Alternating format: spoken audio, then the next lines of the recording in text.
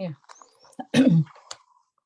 ओम सहनाववतु सहनौ भुनक्तु सह वीर्यं करवावहै तेजस्विनावधीतमस्तु मा विद्विषावहै। ओम शांति शांति शांतिः। ओम सदाशिव समारंभां शंकराचार्य मध्यमाम् अस्मद् आचार्य पर्यन्तां वंदे गुरु परंपराम्। ओम गुरुर्ब्रह्मा गुरुर्विष्णु गुरुर्देवो महेश्वरः गुरु साक्षात् परम ब्रह्म तस्मै श्री गुरवे नमः। ओम सरस्वती नमस्तुभ्यं वरदे कामरूपिणी विद्यारंभं करिष्यामि सिद्धिर्भवतु मे सदा। कार्पण्यदोषोपहत स्वभावा पृच्छामि त्वं धर्मसम्मूढचेताः। यच्छ्रेयस्यान्निश्चितं ब्रूहि तन्मे शिष्यस्तेऽहं शाधि मां त्वां प्रपन्नम्। ओम वाङ्मे मनसि प्रतिष्ठिता मनो मे वाचि प्रतिष्ठितम् आवीराविर्म एधि वेदस्य मा आधिस्थः श्रुतं मे मा प्रहासीः। अनेन अधीतेन अहोरात्रान् संदधामि ऋतं वदिष्यामि सत्यं वदिष्यामि तन्माम् अवतु तद्वक्तारम् अवतु अवतु माम् अवतु वक्तारम् अवतु वक्तारम्। ओम शांति शांति शांतिः।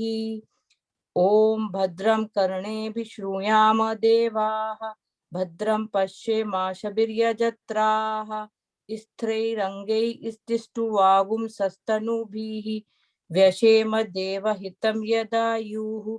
स्वस्ति न इन्द्रो वृद्धश्रवाः स्वस्ति न पूषा विश्ववेदाः स्वस्ति नस्तार्क्ष्यो अरिष्टनेमिः स्वस्ति नो बृहस्पतिर्दधातु। ओम शांति शांति शांतिः। ओम अहं वृक्षस्य रेरिव कीर्ति पृष्ठं गिरेरिव ऊर्ध्व पवित्रो वाजनीव समृतमस्मि द्रविडगं सवर्चसं सुमेधा अमृतोक्षितः इति त्रिशङ्कोर्वेदानुवचनम्। ओम शांति शांति शांतिः। Thank you. तो हम विजय रथ कर रहे हैं। इसको विजय रथ भी बोलते हैं, विभीषण गीता भी बोलते हैं, धर्म रथ भी बोलते हैं। तो लंका कांड में 79 के नीचे तो हमने उसका नंबर 3 तक कर लिया था। नंबर 4 की जो चौपाई है उसकी हिंदी पढ़नी है। तो राजनीति आप पढ़ोगे, क्योंकि देखते हैं कितना कर पाते हैं। नंबर 4 जो है इस वचन सारथी सुजाना। अच्छा, उसके नीचे ये इधर से पढ़ना, सौर और धैर्य उस रथ के पहिए, यहाँ से पढ़ना शुरू करें। कहाँ से पढ़ना है? नहीं वो हो, चलो वो भी पढ़ दो, यहाँ से भी पढ़ लो। शौर्य और अच्छा। धैर्य रथ के पहिए हैं, वहां से पढ़ के दो चौपाइयों की हिंदी पढ़ो सिर्फ। ठीक है। शौर्य और धैर्य उस रथ के पहिए हैं, सत्य और शील सदाचार उसकी मजबूत ध्वजा और पताका है। बल विवेक दम इंद्रियों को वश में होना और परोपकार, ये 4 उसके घोड़े हैं जो क्षमा दया और समता रूपी डोरी से रथ में जोड़े हुए हैं। ईश्वर का भजन ही उस रथ को चलाने वाला चतुर सारथी है। वैराग्य ढाल है और संतोष तलवार है। दान फरसा है, बुद्धि प्रचंड शक्ति है। श्रेष्ठ विज्ञान कठिन धनुष है। बस इतना करेंगे। तो हम देख रहे हैं कि हम धर्म रथ देख रहे हैं, विजय रथ देख रहे हैं। अब भगवान जी हमें हम मनुष्य को सजा रहे हैं इस संसार में रहते हुए कैसे हम विजय प्राप्त कर सकते हैं, संसारी रिपुओं से कैसे खुश रह सकते हैं, सुखी रह सकते हैं। ठीक है ना। तो पहले पहिया का उन्होंने बताया कि जो रथ होता है उसके सबसे पहले पहिए मजबूत है, क्योंकि पहियों के थ्रू हम चलेंगे। तो शौर्य और धैर्य पहिए थे। एंड दोनों चीजें हमने देखा कि कैसे जरूरी होती है। शौर्य मन का बलवान होना, धैर्य बुद्धि का धर्म है, धीरज रखना। क्योंकि हमने देखा था ये जो अगर हम रथ देखेंगे एक एक चीज रथ की जो है पूर्ण रूप में किसमें है, वो हमारे हनुमान जी में पूर्ण रूप से हर चीज इस धर्म रथ की उनमें पूर्णता रूप से है। जैसे हम शुरू ही कैसे करते हैं, किष्किंधा कांड जब खत्म हो रहा है, अब जाना है हनुमान जी ने, तो जामवंत जी उनको सिखाते हैं कि तुम क्यों चुप्पी डाल के बैठे हो, यू कैन डू दैट, तुम लंका पार कर सकते हो एंड वापस आ सकते हो, तुम ये सारे काम कर सकते हो, चुप्पी डाल के क्यों बैठे हो। तो हनुमान जी अभी भी कुछ हलचल नहीं है, तो फिर वो बोलते हैं राम काज लगी तब अवतारा। बस हनुमान जी एकदम होशियार हो गए, अरे हाँ ये तो सही बात है। और फिर हम देखते हैं कि उनके ये दो पहिए कैसे काम कर रहे हैं, स्वराज और धीरज जो है, तो उनको एकदम खड़े हो गए, पूरा बलवान बन गए वो, मन से पूरा एकदम वो आ गया शौर्य भाव उनमें कि मैं तो बोले कि मैं तो लंका को रावण के समेत उठा के यहाँ ले आऊं, बोलो मुझे क्या करूं मैं। जामवंत जी को पूछते हैं, फिर बोलते हैं जामवंत, फिर धीरज रखते हैं, हमारी तरह नहीं उत्साह से ऐसे छलांग लगा दी उधर, नहीं धीरज रखते हैं। फिर धीरज रख के बोलते हैं जामवंत जी को, पर मुझे तुम बताओ मुझे क्या करना चाहिए। सो है धीरता। तो वहीं से देखो उनकी जर्नी वहीं से शुरू होती है। हम देखेंगे कि all the things he has it in him. तो हमने वो शौर्य एंड धैर्य देखा था, फिर सत्य एंड शील देखा था, हाउ इम्पोर्टेंट दैट इज। शील आचरण में, जब हम सारे गुणों को आचरण में लाते हैं तो उसको शील बोलते हैं। शील भी दो तरह से होता है, जैसे कभी हम कहते हैं ये बुद्धिशील है, बलशील है। हाल दोस्तों, एक शील को एक तो सिर्फ शील शब्द से यूज करते हैं, एक किसी के साथ जोड़ के भी यूज करते हैं, है ना। तो मेन जो शील, जब हम एक शब्द यूज करते हैं तो इसका मतलब है कि जितने भी दैविक गुण हैं इस मनुष्य में वो सारे के सारे हैं। एंड हमने देखा था कि शील आंखों से दिखता है, हम किस भाव से किसी को देख रहे हैं, वात्सल्य भाव से देख रहे हैं, गुस्से से देख रहे हैं, प्यार से देख रहे हैं, है ना। तो वो सब दिखता है। तो शील ऑलवेज आंखों पे रहता है, सत्य मुंह में रहता है। फिर उसके बाद हमने घोड़े देख लिए थे, फिर हमने देखा था कि घोड़े कौन से आगे होने चाहिए, कौन से पीछे होने चाहिए, किस लगाम से उनको कंट्रोल करना है। हमने देखा था, हमने कहा था ना कि वो देखो इससे पूरा का पूरा मनोविज्ञान है उसमें। तो हमने देखा था कि जो बल का नियंत्रण कौन करता है, जो उस पर, तो हमने देखा था कि बल का नियंत्रण क्षमा से होता है। अब इमेजिन कीजिए, बल के पीछे हम अपना विवेक लगा दें, जैसे रावण ने किया, पूर्ण बलवान है, बहुत बुद्धिमान है, विवेक की लगाया ना उसने बल के पीछे, एंड गेस व्हाट हैपन, सारा कुछ गड़बड़ कर दिया। क्योंकि बुद्धि की एक वीकनेस भी है, हमने देखा था ना, बुद्धि की वीकनेस क्या है, लोभ। लोभ है ना बुद्धि की वीकनेस। अगर हम बल वाले घोड़े को बुद्धि से करेंगे, जरूरी नहीं है कि सारे के सारे खराब काम कर देंगे, but most of the time तो बुद्धि में हमारा जो है वो गलत छापे ले जा सकता है। सो हाउ इम्पोर्टेंट दैट इज, किसको किस लगाम से खींचना है। सो बल तो परहित के लिए लगाना है, फिर उसको क्षमा की लगाम से खींचना है। फिर हमने देखा था कि ये जो हमारा विवेक है उसको क्या समता होनी चाहिए विवेक में, है ना। असली विवेक तो वही है ना जो सबको समरूप में देखे। तो समता से उस लगाम को खींचना है, हमें समता की लगाम से खींचना है। फिर हमने देखा था परहित, परहित को कृपा की लगाम से, बट कृपा सब पे करनी है ना, परहित करना है। तो परहित में नॉट जस्ट जो अपने प्रिय हैं उनके लिए परहित करो, फॉर एवरीबॉडी, है ना। अब भगवान जी आगे क्या कह रहे हैं, this one is the important. अब रथ तो ले लिया, अब रथ को चलाने वाला भी तो चाहिए ना, सारथी चाहिए। अब सारथी, सारथी कौन है, भगवान कहते हैं ईस भजन सारथी सुजाना। अगर देखो शोफर अच्छा नहीं होगा तो हमें गलत जगह पे ले जा सकता है। पीछे बैठे हैं हम, कई बार हम फोन पे बैठे मीटिंग में हैं, शोफर पता नहीं कहाँ ले जाए, हम फोन पे बैठे अपने बात कर रहे हैं, शोफर पता नहीं कहाँ ले जाए अपनी मर्जी से। तो it's very very important. Not only that, देखो रथ, इवन युद्ध में जब रथी रथ चला रहा है तो रथी ही वो तो युद्ध कर रहा है, जो सारथी तो युद्ध कर रहा है, सारथी चला रहा है, रथी युद्ध कर रहा है, तो कहीं भी गड़बड़ हो सकती है तो सारथी बचा के ले जाएगा, है ना। तो how important that Sarathi is. तो फिर हम देखते हैं, अब सारथी उन्होंने बोला ईश भजन है सारथी। अब भजन, जो भजन है, जो सत्संग है, वो क्या है? अब हमें पता है भज का अर्थ होता है सेवा करना भी होता है। तो सेवा करना, अब देखो जो हम प्रिय है ना, उनके लिए हम कुछ भी करते हैं, हर तरह की सेवा करने के लिए तैयार होते हैं। फिर हमें श्रम भी नहीं लगता, मतलब ऐसे नहीं लगता अरे थक गए क्या करें। बड़े बुरे उत्साह से, प्रेम से हम सब कुछ करते हैं अपने प्रियजनों के लिए, राइट। तो वो भज में ही आ जाता है। तो इसीलिए हम कहते हैं अरे ये तो माँ का भक्त है, या ये बच्चे का भक्त है, ये फलाने का भक्त है ना। तो पूर्ण रूप से। एंड एक जो होता है ना भज, एक उसका मतलब रस भी होता है, रस मिलता है। तो भजन इज रस जो, तो इसीलिए तो हमारे हनुमान जी को बोला जाता है रामचरित सुनवे को रसिया, है ना, उनको उसमें मजा आता है।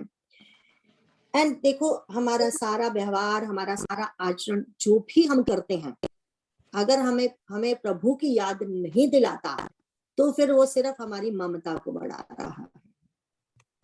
हमारे साथ रोज ऐसा होता है, हम नहीं कर पाते हर समय कि हमारा हर व्यवहार, हर काम करना जो हम कर रहे हैं, क्या हमें हर समय वो प्रभु की ही याद दिला रहा है ना। उसी में भगवान करे एक दिन हम भी वैसा का वैसा बन जाएं। अब जैसे हमारे हनुमान जी हैं, हमारे शबरी है, हमारे भरत जी हैं, बड़े बड़े भक्त, उनका तो यही लाइफ होती है ना। अब हमें भी वही करना है जैसे वो करते हैं। अगर हम प्रभु के सम्मुख रह के सब कुछ करें, और जैसे प्रभु को सुबह उठते ही जो हमारी प्रार्थना भी है, हमारे हनुमान प्रदास जी की, बाबा की, वो प्रार्थना हम सुबह सुबह क्या करते हैं कि भगवान जी हम आपको स्मरण करके अपना दिन शुरू करें, है ना, आप हमें प्रेरणा देते रहो।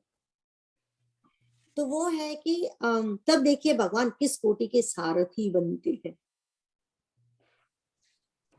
फ्री बनेंगे ना भगवान सारथी हमारे, अगर उनको काम दे देंगे अपनी, ये आप ही लो, अब आपके हाथ में है मेरे घोड़ों की लगाम।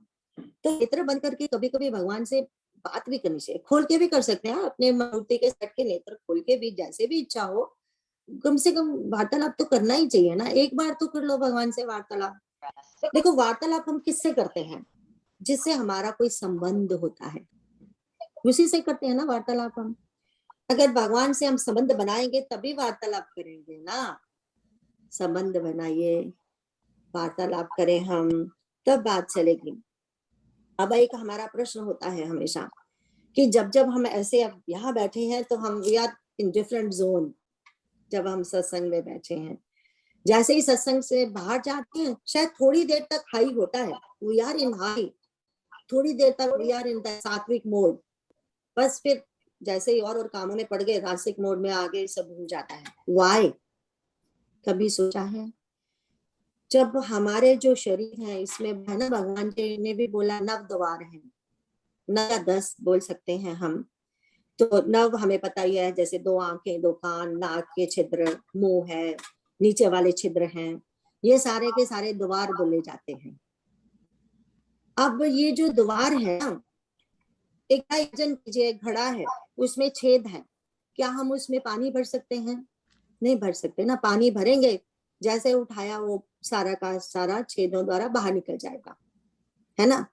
लेकिन अगर वही घड़ा पानी में डूबा पड़ा है तो वो भी भरा है। इसको समझने के लिए मैं एक लेके आई हूँ चीज। ये देखो बच्चों का वो, मैं सलीना है ना उसको टब में रखती हूँ खिलौने है ना, टब वाले खिलौने, तो ये खिलौने में छिद्र है ये, ठीक है ना। लेकिन वो टब में पानी भरते हैं हम, फिर ऐसे ऊपर करते हैं, वो सारा नीचे आता है, बच्चे कितने खुश होते हैं उसको देख के। अब समझ आई? जब तक वो पानी में पड़ा था ये छिद्र वाला भी भरा पड़ा था, जैसे ही पानी से बाहर निकाला सारा पानी बाहर। जितनी देर तक हम सत्संग के समुद्र में डूबे रहेंगे, हम भी भरे रहेंगे। ये द्वार कुछ नहीं कर सकते, कहीं से बहेगा नहीं पानी, कहीं से हमारा जो भाव है बाहर नहीं निकलेगा। तो हाउ ब्यूटीफुल दैट इज, है ना। अब इस एग्जाम्पल से हमें झट से समझ आता है। मैंने भी टेल द ट्रूथ, जब पहली बार वो घड़े वाला पढ़ा था ना कि पानी में तो नहीं डूबता, मतलब सॉरी पानी में डूबा रहता है जब तक, तब तक भरा रहता है, जब बाहर आएगा, मुझे वो समहाउ एनालॉजी समझ नहीं आ रही थी। तो ऐसे ही करते करते मैं वो जब सलीना के साथ खेल रही थी, ऐसे oh that's what it is. जब पानी में डूबा रहता है तो भरा रहता है, जैसे ही बाहर निकाला छेदों से, वही हमारा है। जब तक हम सत्संग में रहते हैं, भगवान के प्रेम में डूबे रहते हैं। बस कुछ ऐसा हो, भगवान ऐसी कृपा करें कि हम भी ऐसे बस, तभी हमारा, हम क्या बोलते हैं रामचरितमानस, हमारे शिव भगवान क्या मांगते हैं, बार बार वर मांगे हर्षदेव श्री रंग, पद सरोजन पायनी भक्ति सदा सत्संग। तो देखो शिव भोलेनाथ यही मांगते हैं, भक्ति सदा सत्संग। जब तक हम भक्ति एंड सदा सत्संग में रहेंगे तो वो छिद्र हमारा कुछ नहीं कर सकते, पर इन छिद्रों का भी हम सदुपयोग कर सकते हैं। तो ये तो ईश भजन, तो हमारा ये जो इसीलिए बहुत जरूरी है। रामचरितमानस में ही हम बहुत बार देखते हैं कि भगवान कैसे अपने आप प्रेरणा कर रहे हैं। जब जहाँ आता है जी का चरित्र देखते हैं हम, जी है हमारे पास जब भगवान पहुंचे तो उन्होंने यही कहा था, अरे मैं बहुत प्रसन्न हूँ, मेरे तो कोई बहुत बड़े भाग्यों उदय हुए हैं, पुण्य मेरे उदय हुए। कैसे कि एक तो माँ बाप का जो कहा रखा, माँ बाप को प्रसन्न किया। दूसरा कहते उस सबसे बड़ा पुण्य यह है कि अब मैं जब वन में आऊंगा तो आप जैसे ऋषि मुनियों के वो जो इतने लोग पीछे दुखी बैठे हैं राजा के लिए, तो तुम्हें राज्य तो क्या ना। बोले नहीं नहीं, आपको नहीं पता मेरा भरत कितना अच्छा है, भरत ही राज्य बनने के योग्य है, राजा बनने के योग्य है, इतना अच्छा है मेरा भरत, बोला था ना उन्होंने। अब हम भरत को देखते हैं, भरत को सबने कहा, गुरु ने कहा, माता ने कहा, लोगों ने कहा, सब ने बोला आपको रहा है। ये भी कहा गया क्योंकि ये इस समय आपका धर्म है, कर्तव्य है, धर्महीन कर्तव्य होता है ना। बिकॉज पिता अब कोई भी राज्य राजा के बिना चल नहीं सकता। पिता ने, वो तो वनवास में चले गए, तो चाहे कितना गलत हो जाता, संसार को छोड़ के गए, धरा को छोड़ के गए, अगर उस समय गुरु वशिष्ठ संदेशा भेज दे राम को कि तुम ज्यादा दूर नहीं हो, भरत तो थोड़ा दूर है, जल्दी संस्कार करना, पिताजी तो चले गए, है ना, तो सारा कुछ टूट जाता, सारे कस्में टूट जाते हैं। उन्होंने उसको नहीं संदेशा भेजा राम को, भरत को भेजा गया चुपचाप। भरत जी आए, पता नहीं था उनको क्या हुआ है। अब भरत जी को जब सबने कहा कि देखो जो हो गया वो हो गया, बट इस समय दिस इज व्हाट योर कर्तव्य। अब भरत जी क्या कह रहे हैं, मैं सब सुन रहा हूँ, गुरु वशिष्ठ जैसे जो बोल रहे हैं, वो जो बोल रहे हैं वो ही सही है, माँ बोल रही है, सब बोल रहे हैं, फिर भी मेरा मन नहीं मानता। अब भरत जी के मन में कौन रहता है, स्वयं राम सीता रहते हैं ना भरत जी के मन में।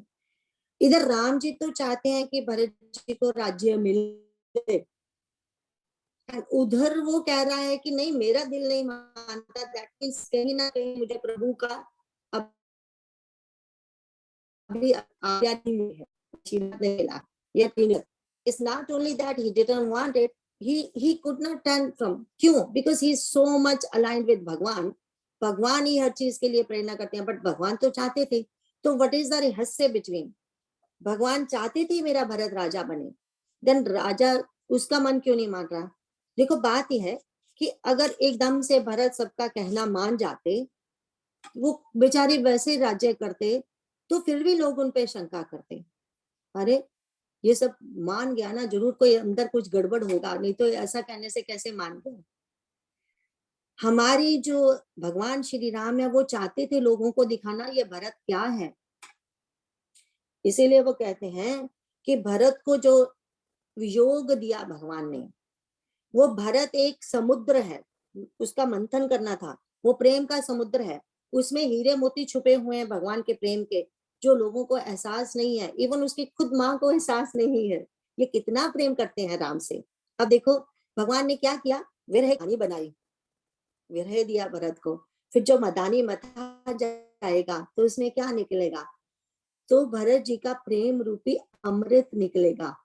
फिर पता चलेगा लोगों को कितना एंड फिर वो सबके लिए एक उदाहरण बन जाएंगे। भरत भगवान चाहते थे। अब भरत जाते हैं, हम सबको पता है क्या हुआ। भरत ने आके पुण्य राज्य किया, लेकिन कैसे?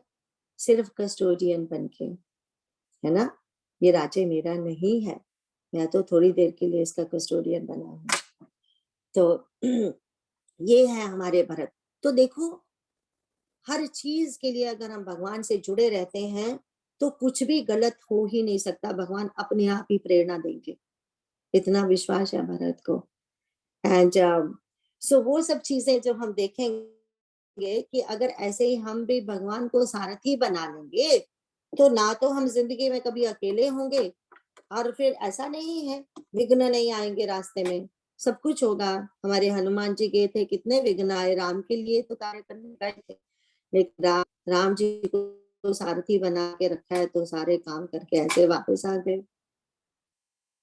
और हमारे हनुमान जी जो हैं वो तो साक्षात धर्मरथ ही हैं। वाल्मीकि रामायण में ज्यादा आता है, यहाँ तो थोड़ा सा हिंट ही दिया गया है कि राम लक्ष्मण जी युद्ध करते थे उसके कंधों पे बैठ के, हनुमान जी के कंधों पे बैठ के युद्ध करते थे।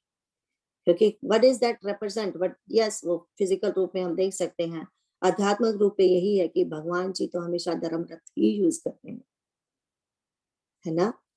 तो वैसे ही उनके भक्त हैं, सो हमारे हनुमान जी तो साक्षात धर्मरथ हैं। तो अब आया ईस्ट जाना का, हमें समझ आ गया हाउ इम्पोर्टेंट दैट इज। हमारा जो उधर एक और पर्सन है जिसमें हम सारे के सारे देखेंगे, एक चीज की कमी है, जो कर्ण है। कर्ण के चरित्र में अगर हम देखें, रावण के चरित्र में अगर हम देखें, तो मोस्ट ऑफ द थिंग तुम्हें मिलेंगी। रावण ने उन सब का मिस यूज किया। जो जो हमारे कर्ण हैं वो उन्होंने भगवान सारथी नहीं बनाया, है ना। सारथी किसको बनाना चाहिए? जिसको अर्जुन ने किया। भगवान ने कहा मैं तो सिर्फ सारथी का ही काम कर सकता हूँ। रावण ने सारथी किसको बनाया? अपने अहंकार को सारथी बनाया, है ना। तो सब गुण होते हुए भी सब खत्म हो गया। अब हम आगे देखते हैं, विरति चरम संतोष कृपाना। विरति चरम, सो विरति को क्या बोलते हैं यहाँ पे भगवान जी? वैराग्य को क्या बोलते हैं? नहीं, मैं ठीक बोल रही हूँ ना? हाँ, विरति चरम संतोष कृपाना। सो वैराग्य को ढाल बोला। हमें पता है कि एक हाथ में तलवार होती है, एक हाथ में ढाल होती है, जिसको ढाल को ऐसे ढाल रखते हैं ना, तो ऐसे ऐसे चलाते हैं। तो वैराग्य ढाल है। जो वैराग्य ढाल हमने बहुत बार देखा कि वैराग्य क्या करता है, हमारे बाहर से जो अटैक हो रहे हैं उससे हमारी रक्षा करता है, राइट। एंड लेकिन जो कृपाण है वो क्या करती है? वो करती है जो हमारे अंदर की वीकनेस है, जो वो संतोष जो है, संतोष को कृपाण बोला। संतोष तो सबसे बड़ी अहिंसा वाली बात समझनी चाहिए, बट संतोष को कृपाण क्यों बोला? क्या काटता है संतोष? संतोष हमारी लोभ को काटेगा, वो हमारे अंदर का दुश्मन है ना, वो मानसिक रोग है। मानसिक रोग को कौन खत्म करेगा? संतोष खत्म करेगा, है ना। तो ये जो वैराग्य एंड संतोष इसीलिए साथ साथ चलते हैं। तो अब देखो, कोई भी किसान जब खेत बोता है तो पहले पूरे खेत की सफाई करता है, फिर कनक के बीज बोए, कॉर्न बनाया, जो भी वो फसल चाहता है उसके बीज बोता है। अब जब बोता है, जब छोटे छोटे जब उंगड़ते हैं पौधे, तो उसके साथ साथ वीड भी उंगर रहे होते हैं। तो वो जब, क्योंकि हम तुम सब भी तो यहाँ पे हम फ्लावर लगाते हैं ना बाहर, हमने तो फ्लावर लगाए थे, वीड्स थोड़ी लगाए थे। वीड्स भी आए ना तो हम वीड्स निकालते हैं ना वो। लेकिन जब इतने छोटे छोटे होते हैं, कई बार वो जो वीड्स हैं, जो घास फूस है, एंड जो हमें हमारी जो फसल हमें जो चाहिए वो दोनों है, जैसे कनक चाहिए एंड घास फूस, वो दोनों सेम ही लगते हैं, हरे हरे। एक कौन निकाल सकता है वो जो वीड्स को? जो योग्य है, जो जो जानता है कि अरे ये घास है, वीड है, आई मीन सॉरी, ये घास है, ये कनक का पौधा है, ये फ्लावर जो मैंने लगाया वो है, और ये वीड है, राइट। एंड फिर वो क्या, हमेशा वो उसके लिए छोटी खुरपी रखी जाती है, उसको हम खुरपी बोलते हैं। छोटी कृपाण जैसे, छोटी है कृपाण, छोटी होती है, तलवार बड़ी होती है, इसीलिए कृपाण। तो वो उसको हम यूज करते हैं, निकालते हैं। This is the same way हमारे अंदर बना ही ऐसे है ना, यहाँ भी बोला कि गुण अवगुण तो दोनों साथ लेके ही हम पैदा हुए हैं, है ना। तो हमें ये सावधान होके ये देखना है कि हम हमारे गुण आगे बढ़े और जो अवगुण है उसको खोद दे रहे हैं साथ ही साथ, है ना, जैसे ही निकलना हो। लेकिन उसका ज्ञान होना चाहिए ना, ज्ञानी ही कर सकता है ना। तो ये ज्ञान, यही तो हमें भगवान जी दे रहे हैं ज्ञान, कि ये कैसे दोनों आवश्यक हैं। तो उसके बाद हम देख कहते हैं दान फरसा बुद्धि शक्ति प्रचंडा। अब दान फरसा, अब जो दान फरसा कैसे बोला, दान भी एक बहुत बड़ी चीज है ना। तो दान जो फरसा जो है, अब हाँ पहले तो हम ये देखेंगे जब कृपाण ये सब बात आई, क्योंकि भगवान जी हमें धर्म युद्ध के लिए तैयार कर रहे हैं। अब पहले तो हमें वो सब दे दिया, हमें कवच भी देंगे, हमें सब कुछ देंगे, हमें वेपन्स भी देंगे, खाली ऐसे ही नहीं भेज देंगे युद्ध के मैदान में, पूरी तरह तैयार करके देंगे भगवान। हमें रथ भी देंगे, हमें कवच वो सब भी देंगे, ढाल भी देंगे, और फिर वेपन्स भी देंगे। अब कृपाण से वेपन शुरू हो गए हैं संतोष से। तो अब उन्होंने बोला फरसा दिया है हमें। अब फरसा क्या है, दान है फरसा, दान देना बहुत जरूरी है। गीता में भी कितना समझाया। तो कलयुग में तो दान देना और भी जरूरी है। वैसे उन्होंने बोला दान सात्विक रासिक तामसिक होता है, किसको देना चाहिए वो सब होता है। बट एक चीज हमेशा ध्यान रखनी है, क्योंकि दान जो हमारे में द्रव्य दोष, द्रव्य आता है जब, तो एक दोष भी साथ में आता है। कहते हैं माँ लक्ष्मी समुद्र से निकली है, और समुद्र से और भी कुछ निकला है, पॉइजन निकला है समुद्र से, वारुणी निकली है, शराब निकली है। तो जब जब माँ लक्ष्मी, क्या होता है, जब जब हमारी शादी नहीं होती ना, जब तक, तो हमें घर वाले पेरेंट्स लोग अकेला नहीं रहते, भाइयों के साथ भेजेंगे या किसी और 2-3 जने इकट्ठे होके चले जाओ, अकेले कहीं मत जाना, नहीं रहते ना। तो जब जब लक्ष्मी माँ को जाएगी कहीं अकेली, तो वो भाइयों को साथ लेके जाएगी। तो भाई बहन उनके कौन है, एक तो वारुणी हुई शराब, और एक हुआ जहर। तो द्रव्य अकेले आएगा जब, माँ लक्ष्मी जब अकेले आएगी, तो उसके साथ साथ मद आएगा, और जहर, अहंकार का जहर भी साथ में आएगा, क्योंकि वो अकेले नहीं आएगी। शादी के बाद मोस्ट ऑफ द टाइम चलो हम अपने पति के साथ जाना पसंद करते हैं, तो वो पति को साथ जाएगी, तो नारायण भगवान। एंड जब तक, so these are just the physical form वे हमें समझाने के लिए। लेकिन अध्यात्म के बल पे हमें क्या बोलते हैं, जब तक हम ये ज्ञान एंड गुरु का आशीर्वाद साथ लेके नहीं चलेंगे, हम फंस जाएंगे, है ना। जो हमने अभी आपको पति या बहन भाइयों की एग्जांपल दी, वो तो सिर्फ ऐसे ही समझने के लिए, वो तो एक मामूली चीज है। लेकिन हमें भगवान क्या देना चाहते हैं, ये ज्ञान दे रहे हैं, ये भक्ति दे रहे हैं, ये वैराग्य दे रहे हैं, उसमें हमें कर्म योग दे रहे हैं, हमें ज्ञान योग दे रहे हैं, हमें भक्ति योग दे रहे हैं। तो जहां भी हम चलें, तीनों को साथ लेके चलें। तीनों को साथ लेके चलेंगे तो हम भटकेंगे नहीं, सकते ही नहीं भटक। भक्ति योग साथ में चल रहा है, हमारे कर्म योग साथ में चल रहा है, हम उसको ज्ञान योग को साथ लेके चलेंगे तो कैसे, कहाँ भटकेंगे हम, है ना।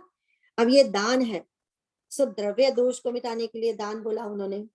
तो दान, लेकिन सबसे बड़ा दान वो है जो हमें संत देते हैं। ये रामचरितमानस तुलसीदास जी नहीं लिखते, ये भगवत गीता व्यास जी नहीं लिखते, वो सारे वेद पुराण हमें कहाँ से मिलता, वो तो सिर्फ उन्होंने एक अर्जुन को दी है। यहाँ सारी चीजें जो भगवान जब थे इस धरा पे, उन्होंने अपनों को दी है, हमारे पास तो नहीं होती ना। संतों को मिली, उन्होंने फटाफट बांटनी शुरू कर दी। ये है सबसे बड़ा दान। अभय दान जो देते हैं वो सिर्फ संत ही दे सकते हैं, क्योंकि सबसे बड़ा दान होता है अभय दान। एंड बोला जाता है कि कहते हैं देने को टुकड़ा भला, नो ले, कहते हैं देने को टुकड़ा भला, लेने को हरि नाम। जब भी किसी को देना हो ना, तो कहते हैं ना योग्यता देखनी है पहले दान करने से पहले, पर बोला जाता है खाना और प्यास और भूख के लिए कोई योग्यता नहीं देखी जाती। भूखा खड़ा है आपके द्वार पे, प्यासा खड़ा है, तब ये थोड़ी देखना ये सात्विक है राजसिक है कि तामसिक है, वो तो देना ही है, देने को टुकड़ा भला। लेकिन अगर हम चाहते हैं दान लेना, तो हम क्या चाहते हैं कि हमें भगवान जी हमें नाम दान देना, लेने को हरि नाम। अपने लिए हमें कुछ लेना है ना, अपने लिए दान मांगना है। हम भी तो भिखारी हैं, कुछ ना कुछ मांगते ही रहते हैं भगवान से। ऐसा तो है नहीं, कोई दिन ऐसा तो है नहीं जब हमने भगवान से कुछ मांगा ना हो। तो सबसे बढ़िया चीज दान से लेते हैं, क्या दान? कि नाम दान दे दो भगवान जी। सो देने को टुकड़ा बना, लेने को हरि नाम। हम भी मांगेंगे भगवान से। तो अब उसके बाद हम देखते हैं, तो ये हुआ हमारा दान फरसा। अब बुद्धि प्रचंडा, अब बुद्धि है। बुद्धि का क्या काम है? निर्णय करना है ना, डिसीजन लेना, यही काम है ना बुद्धि का।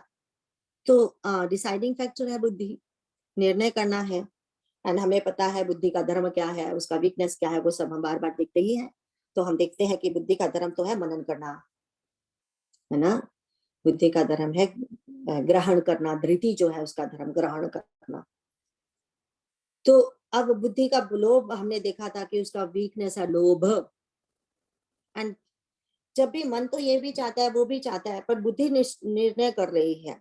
अब बुद्धि का काम क्या है कि देखो सही समय से सही निर्णय करना आना चाहिए, सही समय पे सही निर्णय। अब क्या होता है कि ऐसा ऐसे हमारे कहावत आती है ना कि सदियों ने सजा पाई, सदियों ने सजा पाई जो खता लम्हों ने की। हमें कुछ गुस्सा आया और गुस्से में एक ही क्षण में हमने कुछ ऐसा बोल दिया कि वो सारी उम्र दूसरा बंदा भूल नहीं सकता। तो वही हुआ ना, सदियों ने सजा पाई जो खता लम्हों ने की। सो सही समय पे सही निर्णय करना बड़ा मुश्किल होता है कई बार। हमारे मैया जी बोला करते थे कि सही और गलत क्या है वो तो हमें पता है, हम सबको पता है। And most of the time हम जो सत्संगी हैं हम सही ही डिसाइड करते हैं। बट कई बार दो सही सामने आते हैं, दो धर्म सामने आते हैं, उस समय क्या डिसाइड करना है वो तो अगर भगवान सारथी नहीं है तो नहीं समझ आएगा। हमारे भरत जी ने क्या डिसाइड करना था, राजा बन जाए या भगवान के पास जाए। तो दोनों सही थे, उन्होंने क्या चूज किया उस समय, क्योंकि भगवान उसके सारथी हैं उनके, तो उन्होंने वहां जाना चूज किया। बुद्धि में भ्रम क्यों आता है, माता अहल्या को धोखा क्यों हुआ, हमेशा याद रखना है हमें। क्योंकि उनको भ्रम हो गया ये मेरे पति हैं, यही भ्रम हुआ था ना उन्हें, मेरे पति हैं। डिसाइड नहीं कर पाई वो, डिसाइड तो उन्होंने कहा या मेरे पति हैं तो ठीक है ना।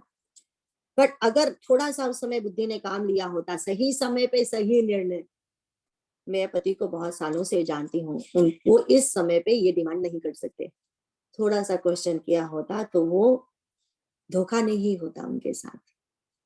इसीलिए इसीलिए वो जो भरत वाला वो तो बहुत सात्विक डिसीजन है ना।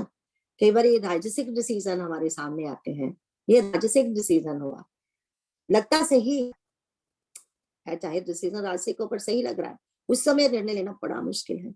बट वही मैया जी कहते हैं कि कभी कोई भी निर्णय लेने से पहले भगवान को जरूर याद कर लो, फिर अपने आप भगवान देखेंगे हम किस कोटि के सारथी बनते हैं, है ना। तो ये बात है। सो निर्णय, बुद्धि को शक्ति प्रचंड क्यों बोला? अब शक्ति प्रचंड, रिमेंबर मिसाइल है बुद्धि, बुद्धि दूर की सोचती है। जो मिसाइल है ये अस्त्र है, एक्चुअली अस्त्र भगवान का दिया हुआ। रिमेंबर शस्त्र जो होते हैं जो हाथ से फेंके जाते हैं, हाथ से यूज करते हैं, शस्त्र मैन मेड है। जो अस्त्र है वो डिवाइन शस्त्र है, डिवाइन वेपन्स हैं, वो मैन मेड नहीं है। तो इसलिए उनका प्रयोग भी, उसके लिए मंत्र चाहिए। अस्त्र जो होता है ना, जब डिवाइन वेपन बोला जाता है कि डिवाइन वेपन के लिए मंत्र आना चाहिए, मंत्र से आते हैं। इसी तरह हमारी जो बुद्धि है वो शक्ति प्रचंड, वो भी डिवाइन वेपन है। उसके लिए मंत्र क्या हुआ फिर? भगवान का नाम हुआ। डिवाइन वेपन है तो डिवाइन मंत्र भी तो चाहिए, तो वो भगवान का नाम हुआ। तो ये कैसी शक्ति प्रचंड है। जैसा बुद्धिमान तो शायद कोई हुआ ही नहीं, बुद्धिमान था वो तो। लेकिन इस उसके दैट मीन उसके पास कितनी डिवाइन पावर थी, बट उस डिवाइन पावर का उसने कैसे उपयोग किया अपने ऊपर ही ना। जब हनुमान जी को, हनुमान जी क्या काल तो से जल मैंने किया, मैंने लंका नहीं जलाई। किसने जलाई लंका? बोले वायुदेव ने। ऐसे वायु प्रचंड चलने लगी। अच्छा किसने जलाई? माता के वीर्य ने जलाई। अच्छा और किसने जलाई? कहते आपके संकल्प ने जलाई। और किसने जलाई? रावण के स्वयं पाप ने जला दी लंका, है ना। शक्ति प्रचंड उसके पास है, लेकिन अपने आप पे ही चला दी उसने, ये बात है। तो ये है हमारा डिवाइन वेपन, जो शक्ति प्रचंड जो भगवान ने दिया है, बुद्धि, उसका सदुपयोग करना है ना। एंड अब हम देखेंगे इसके बाद है वर विज्ञान कठिन कोदंडा। अब कोदंड क्या है? कोदंड भगवान जी का धनुष है। वर विज्ञान शब्द क्या है उन्होंने? वर विज्ञान को हम कहते हैं, जैसे अब हमारे पास ये विज्ञान है, हम सबको गीता का ज्ञान है, Ramcharitmanas, we know it, right, है हमारे पास ज्ञान। बट अभी वर विज्ञान नहीं बना है। देखो एक धनुष होता है, धनुष के साथ डोरी होती है। मोस्ट ऑफ द टाइम जब धनुष खाली रखते हैं ना, डोरी उतार के रखा होता है। सिर्फ जब उसका यूज करना होता है तब डोरी को चढ़ाया जाता है, और कस के चढ़ाया जाता है। वो लूज भी नहीं रखनी, वो बहुत भी नहीं कसनी। It has to be precisely right, right. तो ये जो हमारा विज्ञान है, जो विज्ञान है, ये सब किस समय क्या करना है, तो अभी तक पूरी तरह से वर विज्ञान नहीं बन पाया है हमें क्या। वर विज्ञान वो होगा जब पूरी तरह से ये सारे के सारे गुण हमारे अंदर आ जाएंगे, है ना, तब वो वर। क्योंकि देखो जब धनुष के ऊपर तीर चलाया जाता है, सब तीर चलता देखते हैं, निशाने पे लगता देखते हैं, पीछे उसके फोर्स किसकी है, किसने काम किए हैं, वो कोई नहीं देख पाता, है ना। तो ये विज्ञान है जो हमारा, ये जो ज्ञान है हमारा, वर विज्ञान तब पर चले बनेगा जब पूर्ण रूप से प्रैक्टिस में लाएंगे हम, तब ये वर विज्ञान हो जाएगा। तब ये वही पूर्ण रूप से कर्म योगी, भक्ति योगी, हम ज्ञान योगी हो जाएंगे, तब ये वर विज्ञान होगा, राइट। तो विज्ञान का मतलब ही साइंस होता है। साइंस का मतलब एक्सपेरिमेंट करके जब उसमें हम माहिर हो गए हैं तो वो उसको बोलते हैं। साइंस का मतलब ही यही है ना, विज्ञान का मतलब ही यही है। तो वर जब लगाया गया, वर का मतलब होता है सबसे ऊपर, है ना। वर मांगो तुम, तो जो सबसे श्रेष्ठ होता है वर विज्ञान, तो इसका ये मतलब हुआ। तो हम क्या, जैसे नारद मुनि जी को, सुखदेव जी को, उन सबको वर विज्ञानी बोला जाता है। उनको ज्ञान ही नहीं, साक्षात भगवान का साक्षात्कार भी हमेशा उनके साथ रहता है। भगवान पल पल उनके साथ रहते हैं। वो इसीलिए उनको, ये बड़े बड़े ऋषि, अगस्त्य मुनि, मीरा जी, आजकल के भी बहुत बड़े बड़े जो संत हमारे हुए हैं, राधा बाबा, हनुमान पदाची, रामकृष्ण परमहंस, बहुत सारे जो संत हुए हैं, तो वो सब के सब इसमें आते हैं, वर विज्ञान में आते हैं, ठीक है। एंड अब इसके बाद हम देखेंगे, अब नेक्स्ट वाला पढ़ेंगे सिर्फ, अमल अचल मन त्रोण समाना। ये वाले की हिंदी पढ़ेंगे नीचे सिर्फ। गायत्री थी, आप पढ़ दीजिए। हाँ, निर्मल, पाप रहित और अचल स्थिर मन तर्कस के समान है। श्रम मन का वश में होना है। अहिंसादि यम और शौचादि नियम के ये बहुत से बाण हैं। ब्राह्मणों और गुरु का पूजन अवेद कवच है। इसके समान विजय का दूसरा उपाय नहीं है। हे सखे, ऐसा धर्ममय रथ जिसको हो, उसके लिए जीतने को कहीं शत्रु ही नहीं है। हे धीर बुद्धि वाले सखा, बस सुनो, पढ़े इसको आगे। हे धीर बुद्धि वाले सखा, सुनो, जिसके पास ऐसा दृढ़ रथ हो, वह वीर संसार जन्म मृत्यु रूपी महान दुर्जय शत्रु को भी जीत सकता है। रावण की तो बात ही क्या है। तो अब क्या बोल रहे हैं, अमल अचल मन त्रोण समाना।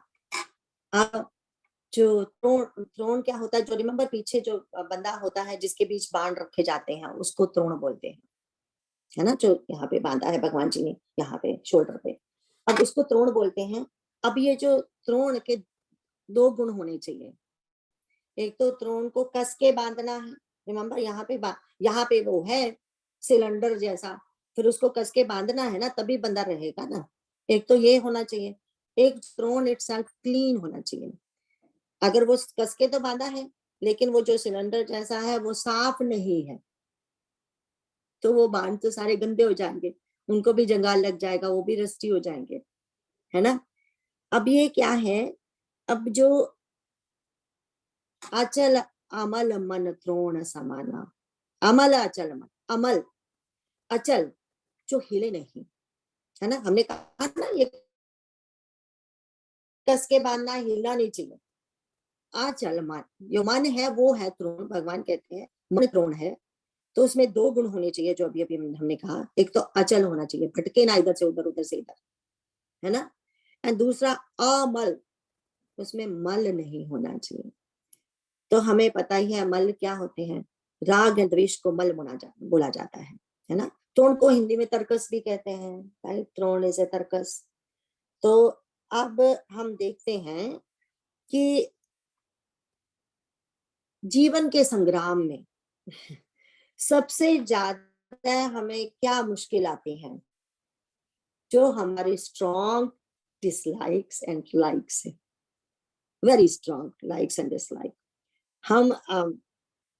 हम क्या करते हैं, यही तो सबसे बड़ी मतलब एक दुश्मनी है हमारे लिए, हमारे साथ ही। क्योंकि जब जब हम देखो अरण्य कांड में भगवान जी ने खरदूषण त्रिशरा उन सब भाइयों को मारा, 14,000 सेना को मारा, ठीक है, एंड उनको मारना आसान नहीं था, बहुत भयंकर युद्ध हुआ है भगवान का उनके साथ ये सब। एंड में भगवान जी ने क्या किया, उनको एक मोह का बाण मारा। वो क्या किया, उन्होंने सबको राम रूप बना दिया, सबको राम रूप बना दिया, सबको राम रूप दे दिया। 14,000 सेना, खरदूषण त्रिशरा, सारे राम हो गए। अब उन्होंने क्या देखा, एक दूसरे में राम को देखा, झट से एक दूसरे को मारना शुरू कर दिया, सारे एक दूसरे को मार के मर गए, राम राम किया और एक दूसरे को मार दिया। अब उनकी कहानी क्या है पीछे, ये जो खरदूषण त्रिशरा थे, भाई थे सगे, इन्होंने क्या किया था, भगवान से, ये सारे के सारे राक्षस भयंकर तपस्या करते हैं, ब्रह्मा जी को खुश करते हैं, खुश किया गया ब्रह्मा जी को। ब्रह्मा जी ने वही एक ही वरदान मांगते हैं, हम भगवान जी कहते हैं कि ऐसा तो नहीं होता ना, मरना तो है। तो बोले फिर एक एक ही वरदान, हमें कुछ भी दुनिया का मार ना सके, क्या मारे, हमें अगर एक दूसरे को मारे तो मरे, ठीक है। एंड इन भाइयों का आपस में बहुत प्रेम था, और सारी के सारे इनकी जनता लोग भी वैसी थी, सबके लिए वैसा ही वरदान मांग लिया, जितने भी इनके सैनिक सबके सब वैसे। अब इन्होंने ये एक दृढ़ निश्चय किया हुआ था सबने, हम दूसरे से झगड़ा कभी नहीं करेंगे चाहे कुछ भी हो जाए, क्योंकि उन्हें पता था हमारी मृत्यु तभी होगी अगर हमारा एक दूसरे से झगड़ा होगा। हम अगर एक दूसरे को मारे तब मरेंगे और कोई मार नहीं सकता। अब क्या है, अब इसको देखो, प्रॉब्लम क्या आती है, जब हमारा राग सिर्फ अपने प्रियजनों से होगा। राग is not a bad thing, अगर सबके लिए राग है तो बहुत अच्छा, भगवान के लिए राग है तो बहुत अच्छा। जब देश के लिए राग होता है तो देशभक्तों ने कैसे इंडिया को आजाद कराने के लिए अपनी कुर्बानियां दी थी, वो तो राग फॉर द ग्रेटर गुड, बहुत अच्छा राग था वो, इसीलिए फाइनली फ्रीडम मिल सकी है। डिपेंड करता है ना राग कहाँ लगा रहे हैं हम। अगर हमारा राग सिर्फ हमारे प्रियजनों के साथ और हमारे स्वार्थ के लिए है, उसका अपोजिशन कुछ होने ही वाला है, रिएक्शन। वो क्या है, दूसरों के साथ। अगर राग हमारा सिर्फ अपनों से होगा तो दूसरों से द्वेष होगा ही होगा, यही प्रॉब्लम हुई। अब भगवान को पता था मृत्यु कैसे होगी, उनको राम में बना दिया, राम के साथ उनको द्वेष था, इमेजिन करिए अगर राम अगर अपना मुंह भी देख लिया होता तो अरे मैं राम हूं, इससे बड़ी चीज तो कोई और हो ही नहीं सकती, वो तो ब्रह्ममय हो गए। भगवान को बहुत बार खरारी बोला है, माँ कौशल्या ने भी खरारी बोला राइट इन उनकी जो स्तुति की बिफोर उनके बर्थ में, तो शोभा सिंधु खरारी, खरारी बोला। एंड ऐसे बोला कि जब भगवान प्रभु राम जी अयोध्या वापस आए तो सारे लोग इंतजार कर रहे हैं बेचैनी से, अब भगवान जी खरारी रूप हो गए क्या, सो सबको राम अपने सामने दिखे, सबको राम मिले ए टू जी, कोई ऐसा प्राणी था नहीं जिसको राम नहीं मिले, यह था योग्य, जिसको प्रणाम करना उसको प्रणाम करके मिले, जिसको जप्पी डालनी है उसको जप्पी डाल के मिले, जिससे प्रणाम करवाना है उसको वैसे मिले। वहां भी भगवान को खरारी बुलाया, खरारी मीन खर के दुश्मन।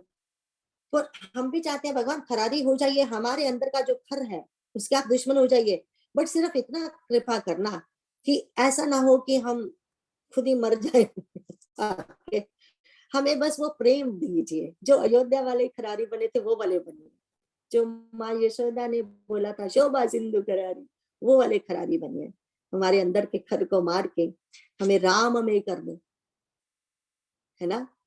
ये है, देखो कितना सुंदर कि ये जो हमारा अचल मन, ये जो राग एंड द्वेष है, ये पेयर है, पेयर के साथ ही आएंगे। इसीलिए तो कहते हैं मरने के बाद थोड़ी मुक्ति मिलती है, भगवान कहते हैं मरने के बाद नहीं मुक्ति मिलने वाली, तुम्हें तो चाहे स्वर्ग में भी चले जाओ वहां भी वो राग द्वेष है। तो बोले कि मुक्ति तो इसी जन्म में यही मिलेगी। कैसे मिलेगी, द्वंद्वों से जब तुम मुक्त हो जाओगे तब तुम्हें मोक्ष मिल जाएगा, इसी जन्म में मिल जाएगा।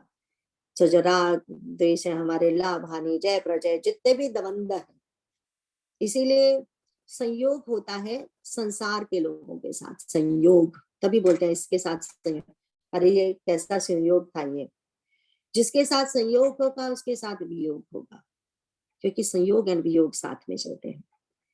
लेकिन जिसके साथ योग होगा उसके साथ कभी वियोग नहीं होगा, है ना। योग तो सिर्फ भगवान के साथ होता है, भगवान के साथ योग हो गया तो वियोग नहीं होगा। तो हम कहते हैं कि, और वो जो वियोग होता है ना वो भी बहुत सुंदर चीज है। अभी भगवान हमारे सामने आके बैठ गए, ऐसे तो रोमांटिक सॉन्ग आते हैं, अरे बैठ जा मेरे को तकदरा मेरे सामने बैठो मैं बस तुम्हें दिखती रहूं, कभी नहीं ऐसे हो सकता, प्रैक्टिकल रूप में हो ही नहीं सकता। कितनी देर तक तुम देखते रहोगे किसी को, है ना, कभी तो थक जाओगे देखते देखते भी। तो वो उसके लिए, लेकिन जब वो वियोग होता है उसका, बच्चों का किसी का भी अपने प्रियजन का, तो याद ज्यादा आती है ना। इसीलिए गोपियां कह तो जब वियोग में डूबी हुई है तो ज्यादा कृष्णमय है भगवान, इसीलिए गोपियों को कहते हैं ना तुम्हें छोड़ के मैं इसलिए जा रहा हूँ, तुम्हें मैं पूर्ण रूप से कृष्णमय बनाना चाहता हूँ। जब मैं चला जाऊंगा तो तब तुम्हें और कुछ दिखेगा नहीं, सुनेगा नहीं, बोलोगे नहीं, समझोगे नहीं। नॉट ओनली गोपियां लेडीज की बात हुई है, वहां के तो सारे के सारे गोप भी है, माता पिता भी है, सबके सब भगवान के वियोग में ऐसे थे तल्लीन कि उन्हें लगता ही नहीं था कि कहीं चले गए हैं, है ना। कृष्ण तो वो तो कृष्ण में ही रहते थे हमेशा, सारे के सारे गोप गोपियां सारे के सारे। तो ये है हमारा जो राग जब भगवान से होता है तो बिछोड़े का भी मजा है और मिलने का भी मजा है, दोनों तरफ से मजा ही मजा है ना। तो अब कहते हैं, अब उसके बाद सो ये हमने देख लिया अमल अचल मन तोरण समाना, लेकिन एक तो ये तो समझना ही है ना कि ये फिर मन का मैल जाएगा कहाँ कैसे। वो जो हमारे गुरु विशिष्ट की स्तुति है वो कहते हैं ना, प्रेम भक्ति जल बिनु रघुराई अभ्यंतर मल कभू न जाए, है ना। हे प्रभु आपकी प्रेम भक्ति के बिना मल नहीं जा सकता, क्योंकि जैसे प्रेम एंड भक्ति क्या काम करते हैं, जल एंड वो कैसे हैं, भक्ति जल है एंड प्रेम साबुन है। अगर सिर्फ साबुन ही साबुन हो तो भी अब हमने हाथ धोने हैं साबुन लगाया, पानी नहीं तो हाथ तो साबुन के साथ भी गंदे के गंदे ही रह गए। साबुन लगाया पहले फिर पानी से धोया, वो है प्रेम एंड भक्ति, है ना। तो वो कहते प्रेम भक्ति के बिना ये अंदर का मल नहीं जा सकता, वो दोनों चाहिए। आप ही दो ना, संत कृपा करके देते हैं या भगवान देते हैं, तभी तो। अगर हम देखेंगे ये जो किष्किंधा कांड शुरू कैसे होता है पता, आपका जो पहला श्लोक है ना किष्किंधा कांड का, किष्किंधा कांड से भगवान राम की स्तुति शुरू होती है। उससे पहले हर जो श्लोका आते हैं, जो पहली स्तुति है शिव भोलेनाथ की है। किष्किंधा कांड की जो स्तुति है पहली, वो प्रभु राम एंड लक्ष्मण की स्तुति है। उसमें बोला जा रहा है कि बहुत सुंदर श्याम एंड गौर वर्ण के हैं, कोमल हैं, बलवान हैं, वो सारा अपोजिट उनमें दिखाए जा रहे हैं। फिर वो पथिक बोले माता सीता की खोज में पथिक बन के एंड बोले मैं उनको प्रणाम करता हूँ और उनसे भक्ति मांगता हूँ। अरे कोई तो विरा के योग में जा रहा है, रोते रोते जा रहे हैं, तुम भक्ति मांगते हो। लेकिन अगर हम श्लोक देखेंगे ना, वहां लिखा है सुंदर है, कोमल है, बलवान है एंड वर विज्ञान है। वहां पे सब लिखा है कि जो हमें रोते दिख रहे हैं वो रोते नहीं, जो हमें कोमल है, बलवान भी है उसके साथ में।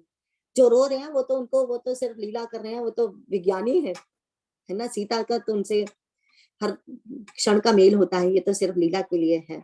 एंड क्या कर रहे हैं, जा जाके सब पे कृपा कर रहे हैं, चाहे वो जंगली ट्राइब्स है, चाहे वो ऋषि मुनि है, चाहे वो राक्षस है। अभी खरदूषण तृष्णा वो सारी सेना पे कृपा कर दी ना, सबको जा जाके कृपा कर रहे हैं। एंड अब कृपा करने निकले ही हैं, तो मैं भी उनसे इस भक्ति क्यों ना मांग लूं। जब निकले पड़े हैं तो उनसे मांग लो ना, कुछ भक्ति मांग लो। ये किष्किंधा कांड का पहला श्लोक है जो वरदान मांगा है तुलसीदास ने। हम भी बोले तो हमें भी वही मिलेगा, है ना। तो यहाँ पे उन्होंने देखो बोला, क्या बोला कि अवर विज्ञान, कठिन को दंडाचित की बात हो रही है कि ये सारा जो हमारा अमल जाएगा, मन का मल जाएगा, अचल अमल मंत्रों समाना, ये तभी होगा जब हमारे भगवान के साथ प्रेम हो जाएगा, है ना। एंड अपनी तरफ से तो चलें, बाकी वो हम के दरवाजे पे पहुंच के वो दरवाजा खोलेंगे कि नहीं हमें नहीं पता, उनकी मर्जी। हम तो दरवाजा खड़काएं, अपने सेवक के बोले कह दो उनको मैं हूं नहीं यहाँ पे। बट गुड थिंग इज, पता उनका सेवक कौन है, उनका द्वारपाल कौन है? हनुमान। हनुमान जी है उनके द्वारपाल। आओ हम जाए दरवाजा, क्या क्या करने के लिए आए हो? अरे हमें ये चाहिए प्रभु, ये चाहिए, भगवान से ये मांगना है हमें। अब उनको क्यों तंग करते हो ना, रहने तो मेरे सीताराम प्रभु को क्यों तंग करते हो? तो क्या मैं हूं ना, जो चाहो मिलेगा, बोलो क्या चाहिए तुम्हें, मैं ऐसे लाके दूंगा। ठीक है, अच्छा कोई भगवान को तो कोई मांगता नहीं है, हम तो चीजें मांगते हैं। द मोमेंट यू से अरे नहीं मुझे सिर्फ प्रभु से मिलना है, चलते हैं। वो ये नहीं कहते मेरे प्रभु विश्राम कर रहे हैं जरा रुको, नहीं, अभी की अभी तुम्हें लेके जाता हूँ उनके पास, अभी की अभी, राइट नाउ। ऐसे हैं वो द्वारपाल, रोकेंगे नहीं अगर हम ये कहेंगे कि हमें भगवान से तुम्हारे भजन राम को पावे, जन्म जन्म के दुख बिसरावे। और भगवान को भी वही प्रिय, मेरे बच्चे की इतने तारीफ कर रहे हैं लोग, अरे वाह वाह वाह। वो कहते मैं जाता हूँ, ये बंदा अच्छा है जो मेरे पुत्र की तारीफ कर रहा है ना। हमें भी वही प्यारा लगता है जो हमारे बच्चों की तारीफ कर, फिर हमें बड़ा अच्छा लगता है। और कहीं हम कर दें, मैं कहीं कर दूं, तो मुझे उसी समय गुस्सा कमर, why do you always do that. और मेरे साथ क्या होता है, जिस बच्चे की तारीफ करते हैं उसी दिन उसी के साथ शाम को झगड़ा हो जाता है, ये भी होता है। ध्यान देखना, तुम नोट कर लेना। जो इसीलिए तारीफ करनी छोड़ो, जो है वो भगवान की दया से है। तो अब ये है, तो वो क्या कह रहे हैं कि अब ये मन को जो हमें करना, ये बहुत जरूरी है ना। अब जो अचल रखना है, एक दृढ़ दृढ़ निश्चय कर लेना है, हमें ये करना है तो ये करना ही है। वैसे भी तो हम स्टबर्न कम नहीं है, वी आर ऑल लेडीज तो देयर ओन वे स्टबर्न होती ही हैं, ये भी हमारी एक क्वालिटी है स्टबर्ननेस। तो you know because when we want something that's it, कोई रोक नहीं सकता हमें, है ना। ये so this is a good quality, very good quality. Why not उसका सदुपयोग किया जाए, व्हाई नॉट हम भी अच्छा दृढ़ निश्चय कर लें कि ये तो मुझे चाहिए ही चाहिए, I have that quality, I am gonna use it, है ना। तो वो होगा, उसको दृढ़ मन को दृढ़ निश्चय करके हम करेंगे ही करेंगे। अब उसके बाद क्या कहते हैं, समजम नियम सिलिस मुखनाना। अब क्या बोलते हैं, जो बोलते हैं अब हमारे वो उन्होंने हमारे पास धनुष भी आ गया है ना, हमारे पास वो तर्कस भी है, और उसमें बाण भी तो होने चाहिए ना। अब बाण क्या है, वो सम नियम, वो सम मतलब शम, जो रिमेम्बर शम में आता है, शम मैंने अंतःकरण की शुद्धता एंड इंद्रियों की शुद्धता में शम आता है, ठीक है। यूजली हम दो शब्द यूज करते हैं, दम एंड शम। दम होता है इंद्रियों को कंट्रोल करना, शम होता है अंतर्मन बुद्धि चिंता अहंकार को निर्मल करना। अब लेकिन कभी कभी हम सिर्फ शम ही यूज करते हैं। जब हम शम यूज करते हैं तो सारा दम भी आ जाता है बीच में। बिकॉज अगर अंतःकरण शुद्ध होगा तो इंद्रियां तो अपने आप शुद्ध होंगी ही होंगी। अगर हमारे अंदर सारे सात्विक गुण है ना, तो हमारी इंद्रियां उसी तरह काम करेंगी। हमारी इंद्रियां भी हमें इधर से उधर नहीं होने देंगी, होने ही नहीं देंगी।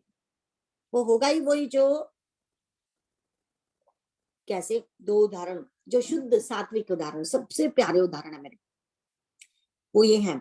महाराज जनक ने पहली बार राम लक्ष्मण जी को देखा तो क्या बोला उन्होंने, अरे जो मेरा मन ब्रह्म सुख के पीछे भागता था, आज छोड़ दिया उसको, इनमें लग गया। मेरा मन करता है मैं इनको देखता ही रहूं। ये कौन है? ये ऋषि के पुत्र हैं, राजा के पुत्र हैं। देखने में तो क्योंकि क्षत्रिय, मतलब राजा के राजकुमारी ही थे, वैसे ही ड्रेसेस पहनी हुई थी, पर इनका देख के जो मेरा मन उधर चला गया, कभी हो ही नहीं सकता कि मेरा मन उधर जाए। Did you see that how शुद्ध that अंतःकरण is? किसी पे भय नहीं। राजा है वो, राज कार्य संभालते हैं, लेकिन राज ऋषि हैं। कुछ भी उन्हें मोहित कर ही नहीं सकता दुनिया की कोई चीज। मैं ये इन्होंने कैसे मोहित कर दिया? ऋषि पुत्र हैं, किसी राजा के पुत्र हैं, या समय भगवान है। तो गुरु हमारे वहां पे विश्वामित्र क्या बोलते हैं, महाराज आपका मन कभी, आपने अभी भी कहा ना मेरा मन कभी झूठ नहीं बोल सकता, आपका मन जो कह रहा है वही है। भगवान अंदर ही अंदर मुस्कुराए, बाहर से भी नहीं मुस्कुराए, अंदर मुस्कुराए। अरे अरे बाबा अभी तो खेल शुरू भी नहीं हुआ, अभी अभी सब खोल खोल तो, अभी तो मत खोलो, अभी तो लीला शुरू हुई है। तो फिर तुरंत हमारे विश्वामित्र बोलते हैं ये महाराज दशरथ के पुत्र हैं, मेरे काम के लिए आए थे, है ना। अब दूसरा कौन है, सेम वे प्योर साथ में हमारे हनुमान जी।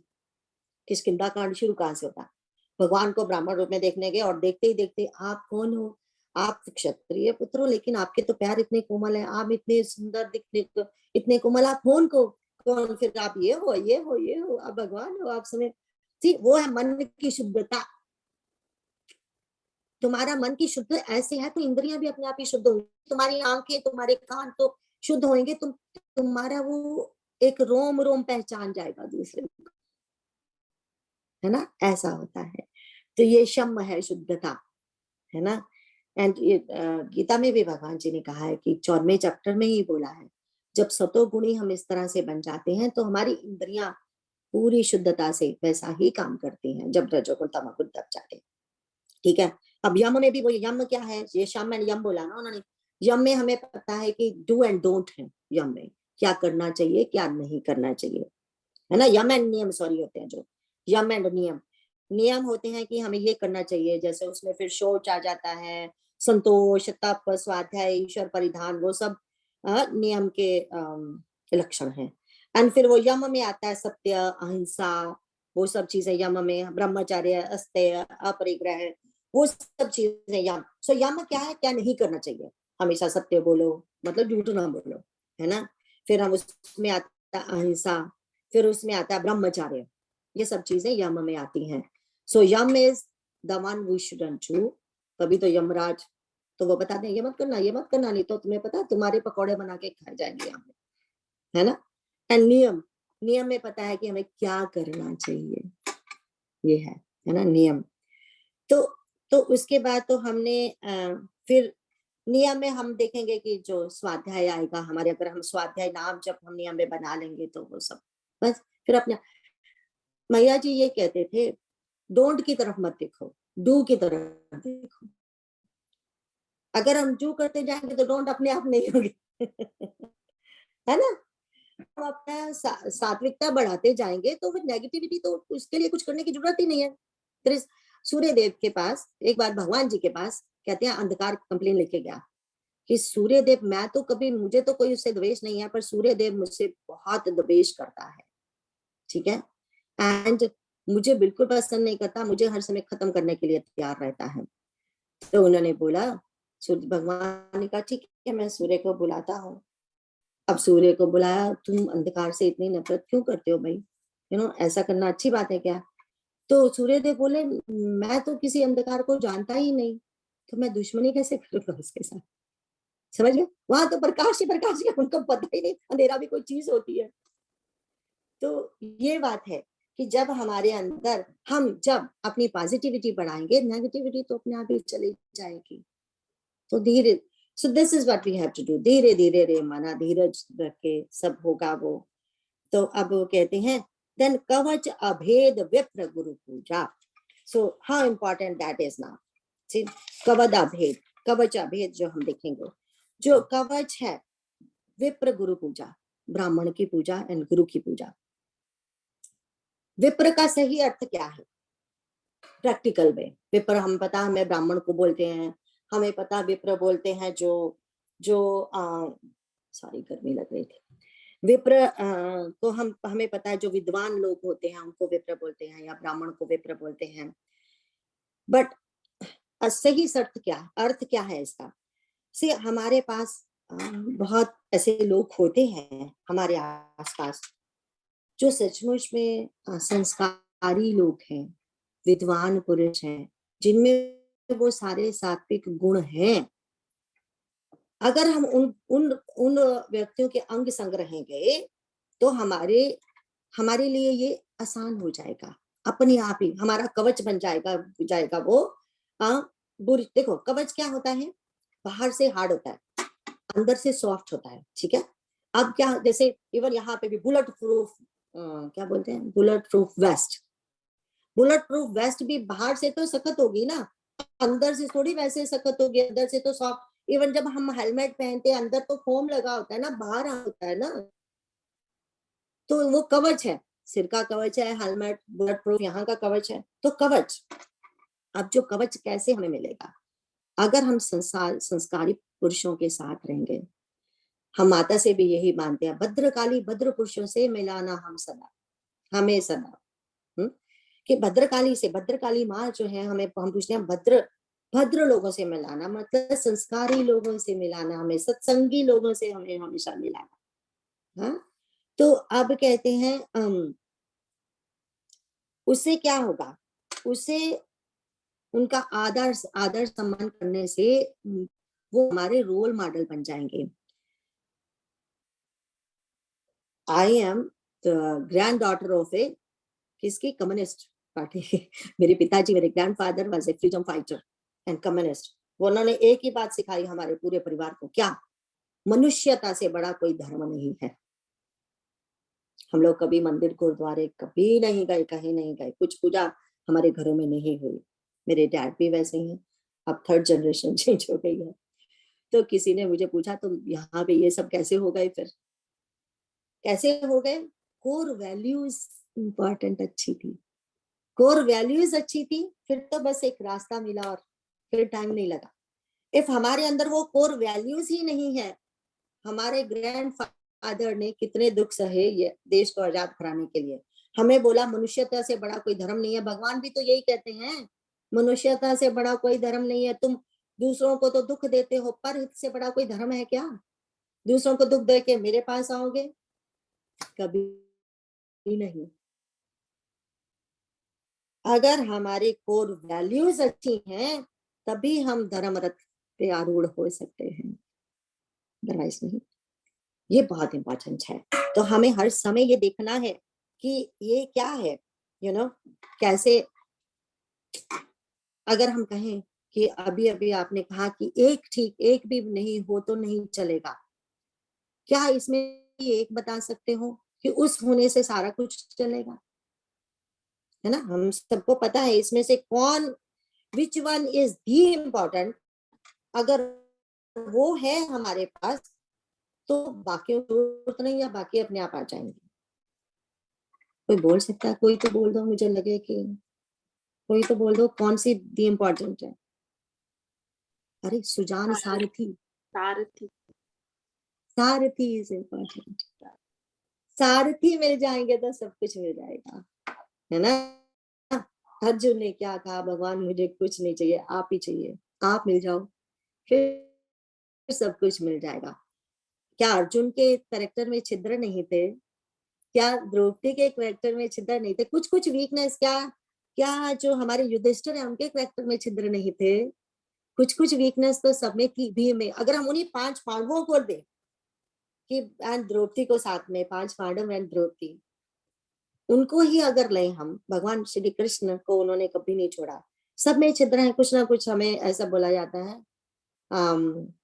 तो सब में क्या बोला जाता है कि हमें पता है युधिष्ठिर को वीकनेस क्या थी, जुए की उनको वीकनेस थी।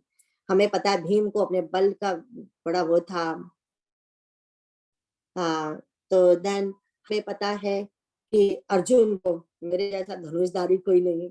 नकुल सहदेव है, एक बहुत बुद्धिमान थे, एक बहुत सुंदर थे, और हमारी द्रौपदी तो पैदा ही अग्नि से हुई है। हर एक में गुस्सा नाक में रखा होता था। तो वो हर एक में कोई ना कोई वीकनेस थी, बट लेकिन वो किस में डूबे रहते थे? भगवान के प्रेम में। भगवान का साथ नहीं छोड़ा उन्होंने कभी, उसमें डूबे रहते थे। तो छिद्र होते हुए भी वो बच गए, है ना। एंड उधर देखें तो महान तपस्वी है, महान दानी है, महान ब्रह्मचारी है। एंड शल्य महान जो शल्य जो सारथी बने हैं वो कौन है? वो महान सात्विक पुरुष है। लेकिन फिर भी दुर्योधन हारा, वो सब हारे, वो सबको मरना पड़ा। क्यों? इसीलिए क्योंकि सारथी भगवान नहीं है वहां पे, अदरवाइज सब कुछ है। कर्ण कभी युद्ध हारा ही नहीं। आपको पता है उनकी तरफ कितने चिरंजीवी लोग थे? भीष्म पितामह चिरंजीवी, राइट। कर्ण को कोई मार नहीं सकता था। एंड आचार्य द्रोण, वो भी चिरंजीवी के समान ही थे। वो तभी मरे जब वो खुद बैठ गए व्यापन छोड़ के, अदरवाइज उन्हें कोई नहीं मार सकता था। उसमें उधर अश्वत्थामा भी चिरंजीवी था, और जो वो थे कृपाचार्य, वो भी चिरंजीवी थे। इतने चिरंजीवी होके वो हार गए सब। सारथी भगवान नहीं थे, सारथी भगवान नहीं थे तभी। इसीलिए तो दुर्योधन सोचता था कि हम तो कभी हार नहीं सकते। इसीलिए वो सोचता था धृतराष्ट्र कि चाहे कुछ भी हो, मेरे 100 पुत्र हैं, इतने मर जाएंगे, ये होगा, पर कोई ना कोई बचा रहेगा, हम नहीं हार सकते। देखो कौन है हमारी सेना में। लास्ट तक भी नहीं समझा। गीता उसने सुना दी तो भी नहीं समझा। इसी तरह रावण है हमारा, सेम थिंग। रावण को जब शूर्पणखा ने आके बोला खरदूषा तृष्णा मर गए, रावण के वर्डिंग देखो। रावण कहता है मेरे सेवक को भी कोई हरा नहीं सकता। सेवक, सेवक को कोई हरा नहीं सकता। कहता है खरदूषण तृष्णा तो मेरे साथ बलवान है, मेरे संग बलवान है। वो उनको कैसे किसी ने हरा दिया? ऐसा सोचता है रावण। वो कैसे हार गए? फिर वहां पे जो आती है ना पंक्तियां, वहां पे कहता है खरदूषण मोही सम बलवंता, तिनको मारी बिनु भगवंता। भगवान के बिना तो कोई नहीं मार सकता उन्हें। अच्छा, फिर देखो, फिर ये उसके मन में चिंता हुई। मन उसका कह रहा है, पर लेकिन उसकी बुद्धि कह रही है मतलब मन में चिंता हो रही है, उसके सिवा कोई नहीं मार सकता। अब बुद्धि सोच रही है कि भगवान के सिवा कोई नहीं मार सकता। ठीक है। अब जो हमारा अहंकार है ना, तो वो कहता है कि तामस देहा मेरे से भजन नहीं होगा। अब चित्त क्या बोलता है? चित्त, लेकिन रिमेंबर चित्त कंट्रोल करता है बुद्धि को भी, मन को भी, अहंकार को भी। चित्त में जो पिछले जन्मों की मेमोरी है, रिमेंबर उसको धोखा दिया। प्रताप भानु रावण बना है, उसको कपटी साधु ने धोखा दिया था। अब वो कहता है कि ठीक है। चित्त बोलता है ऐसे इतनी जल्दी क्यों विश्वास कर रहे हो तुम? तो क्या करूं? बोले ऐसा किया जा सकता है, उनकी परीक्षा ले लो। परीक्षा लोगे, अगर तो मनुष्य हुए तो हार जाएंगे मुझसे।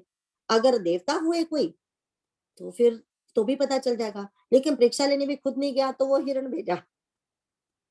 हिरण के पीछे भागे तो समझ जाऊंगा लोभी है मनुष्य। और भगवान तो उसको भी नचाते हैं। बोले अच्छा तुम परीक्षा लेने आया तो मैं परीक्षा ले लेता हूँ, और जो तुम समझेगा वो नहीं होगा। तो उसने बोला लोगों को कि तुम तो ऐसे ही बड़ी बड़ी डींगे मारते हो, ये तो लोभी था कोई राजकुमार। भाग गया उसके पीछे। अब देखो वैराग्य कितना इंपॉर्टेंट है। जब प्रभु राम जी जा रहे हैं उसके पीछे, रिमेंबर प्रभु राम जी ज्ञान है, माता भक्ति है, एंड लक्ष्मण वैराग्य है। प्रभु राम जा रहे हैं उसके पीछे, उसको समझा के गए हैं लक्ष्मण को कि तुम जरा समय का वो सबका ध्यान रख के रहना यहाँ पे। अब देखो क्या हो रहा है, भगवान कैसे एग्जाम्पल देके समझा रहे हैं। जो ज्ञान है, जो बुद्धि है, उसको भ्रम हो गया, वो हिरण के पीछे, सोने के हिरण के पीछे भाग गई। जो भक्ति है उसमें प्रलोभन आ गया, वो सोने का हिरण चाहते हैं। एक वैराग्य बचा है, लेकिन अगर एक वैराग्य बचा रहेगा तो ज्ञान एंड भक्ति बचे रहेंगे। अब वो जब लक्ष्मण जी छोटी सी लकीर खींचते हैं, वैराग्य की एक छोटी सी लकीर भी जब तक हमारे अंदर बची रहेगी हम बच जाएंगे। जैसे ही उस लकीर को पार किया, we are out, everything is done, कर रहा, सब खत्म, है ना। कितना देखो देखो तो सही, कितने अच्छी तरह से समझाया गया है हमें। जो बुद्धि शक्ति प्रचंड है उसने सही समय पे सही निर्णय नहीं किया। जो बुद्धि है, जिसको निर्णय करना चाहिए था, वो लोभ के पीछे हो गया, लोभ आ गया, मुझे यही हिरण चाहिए। कभी कहा था मैया ने, आज दिन तक सोना वो तो किस राजा की पुत्री है, किस राजा की पुत्र वो बधू है, वो तो हमें दिखाने के लिए उसे सोने का हिरण चाहिए था। क्या क्या छोड़ के, क्या लात मार के आए हैं। वो सब आने से पहले सब दान करके आए हैं। What was that mean? दोनों ने जो कुछ था सब दान कर दिया। दैट मीन्स वो ऐसा नहीं था कि वो वापस आना है। इतनी चीज भी छोड़ जाते तो होते कि अरे वापस आना है हमें, कुछ नहीं छोड़ा उन्होंने। दैट मीन वो वापस आने की जरूरत ही नहीं है हमें, समझे। लेकिन हमें समझाने के लिए भगवान ने इतनी बड़ी लीला करके हमें बताया कि ये धर्म रथ में ये चीजें कैसे इम्पोर्टेंट है, सब करके बताया, है ना। तो अब देखो गुरु की बात आ रही थी हमें, गुरु कवच कैसे है। अब देखो हमारे जो गुरु हैं उनको हमारा कोई दोष नजर में आ जाता है तो कैसे मिटाते हैं। पहली बात तो ये, अगर सपोज किसी को स्मोकिंग की आदत है, अगर वो गुरु के पास बैठा तो वहां बैठे थोड़ी स्मोकिंग करेगा। जितना ज्यादा गुरु के पास बैठेगा उतना स्मोकिंग हटेगी। जितने ज्यादा हम सत्संग में बैठेंगे उतनी हमारी बुरी आदतें धीरे धीरे धीरे धीरे खत्म होती जाएंगी। इस तरह से जो गुरु है वो हमें हमें हटा सकता है बुरी आदतों से। लेकिन हमें एक कुछ करना है अपनी तरफ से। क्या करना है कि जो हम संस्कारी पुरुषों के साथ, संस्कारी लोगों के साथ साथ रहते हैं, उनको एक राइट देना है। क्या राइट देना है कि अगर मैं कुछ गलत करूं तो मुझे वो डांट भी सकते हैं, मुझे प्यार से भी समझा सकते हैं। हमारे ही बच्चे अगर ये दो चीजें हमें, दो अधिकार ना दें, उन्हें डांटने का, या तो डांट भी दे चाहे प्यार से समझाए, अगर वो अधिकार ना दें, जब बड़े हो जाएं तो एक दिन हम कहेंगे ठीक है मेरा फर्ज था, मैंने बता दिया, अब इनकी मर्जी। दिस इज दी इम्पोर्टेंट, जिसके ऊपर हमें पूरा श्रद्धा एंड विश्वास है, उसको हमें ये दो राइट देने चाहिए कि हमारे जब भी कुछ गलत देखो तो प्लीज हमारी रक्षा करो। नारद मुनि जी की इसीलिए रक्षा हुई, उनमें दोष आ गए लेकिन फिर भी याद उन्होंने भगवान को ही किया, इसीलिए भगवान ने झट से बचा लिया उन्हें, है ना। तो this is the important part कि इसीलिए हमारा जो कवच, जो गुरु है कवच, जो अब देखो हम नारायण कवच कर रहे हैं, नारायण कवचम करते हैं, दुर्गा दुर्गा कवच करते हैं हिंदी में, जो संस्कृत में भी है। हम लोग नॉर्थ वाले हैं तो हम लोग हिंदी में दुर्गा कवच करते हैं, हमारे संघ को बचाना, इसको बचाना, इसको बचाना। तो वो कवच क्या है, मतलब तो उसका वही होता है ना कि हमारा कहीं इधर उधर ध्यान ना चला जाए। तो ये तो भगवान एंड में क्या बोले कि हे मित्र, जिसके पास ये सब है, एक्चुअली रथ में आरूढ़ तो वो ही है, रावण नहीं, जो फिजिकली रथ दिख रहा है। तो एंड रावण का होगा, क्यों होगा? बिकॉज उसमें वो सब नहीं है ना। तो इसीलिए भगवान ने कहा हे धीर बुद्धि सखा, कि तुम्हें इस समय थोड़ी शंका हो रही है, मुझे पता है क्योंकि तुम्हारा प्रेम भाव मेरे प्रति है। वैसे तुम तो ऑलरेडी बोल के आए रावण को ये होने वाला है, बट कहते हे धीर बुद्धि सखा, सुनो, जिसके पास ये रथ है वही वीर संसार जन्म मृत्यु रूपी इसे पार कर जाता है ना, इस संसार से। तो जन्म मरण का मतलब हमेशा वो तो नहीं होता ना कि शरीर छोड़ दिया, वो तो जटायु ने भी छोड़ा भगवान के लिए, लेकिन मृत्यु भगवान की गोद में हुई, है ना। ये तो शरीर की मृत्यु है ना, वैसे तो मृत्यु नहीं होगी ना। ऐसा थोड़ी हम कह सकते हैं जैसे राक्षस लोग मारते हैं, बोलते हैं हम कभी मरे नहीं, तो राक्षस मरेंगे हम नहीं मरेंगे ऐसा तो नहीं है ना, हम भी मरेंगे, राक्षस भी मरेंगे, लेकिन मृत्यु कैसे होगी, जीना कैसे होगा, उसमें फर्क है।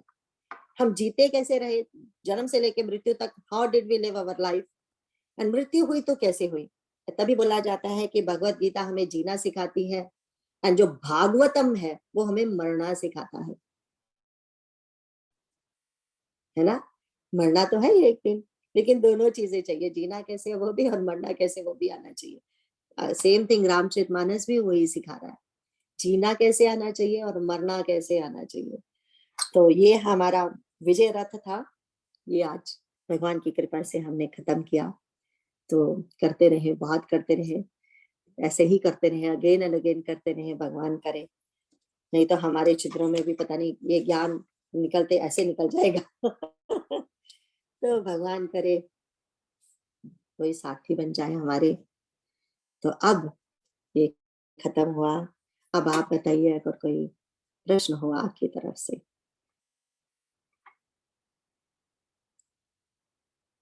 आई नो हम सारे उस मोड में होते हैं ना, कि सुन रहे होते हैं, मनन कर रहे होते हैं, उस समय कोई प्रश्न नहीं होते तो भी कोई बात नहीं, अगर नेक्स्ट टाइम भी प्रश्न हुआ तो नेक्स्ट टाइम भी पूछ सकते हो, ऐसा कुछ नहीं है। बट आपको याद है ना आपका होमवर्क, आपने क्या करना है, ये सारे जो गुण यहाँ पे बताए गए हैं, जो रथ के हिस्से बताए गए हैं, उसमें कोई एक अपने लिए पिक करिए, वो पिक करके सिर्फ ये बताइए कि why that thing is important for me. सबके लिए एक हो सकता है, सबके लिए भगवान सारथी हो सकते हैं, ऐसा नहीं है, कुछ भी हम पिक कर सकते हैं, लेकिन अब भगवान सारथी कैसे हैं वो समझाना नहीं, हमारे लिए कैसे इंपॉर्टेंट है, या जब जब हमने भगवान को सारथी सचमुच में बनाया किसी दिन, तो वो क्या हमारे काम में आया। प्रैक्टिस करके देख लो, 7 दिन अभी पड़े हैं हमारे पास, भगवान को एक दिन सारथी बना के देख लो कि आज आप सारथी हो मेरे, फिर अपना अनुभव बताइए कि जब वो सारथी बने थे सारा दिन, वो मेरा दिन कैसे बीता, फिर है ना। कुछ भी एक कर लीजिए, इस पे आप मनन कीजिए, कृष्णा जी, एक बार ये हाँ बताइए, जी, संतोष तलवार किस तरह से हुई। संतोष बताया कि संतोष तलवार है, तो उसको जरा फिर से बताइए जरा।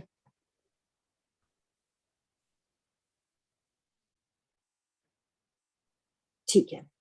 संतोष तलवार ऐसे हैं, वो लोग सारे शॉपिंग पे जाते हैं, हमारे कोल्ड के दुकान है, ठीक है, हम कहते हैं हम जा रहे हैं विंडो शॉपिंग के लिए, या फिर हम सेल देख के जा रहे हैं, ठीक है, तो उस समय हम फिर भी आ ही जाता है, अरे सेल है ले लो, इंडिया जाना है उसके काम आएगा, उसके काम।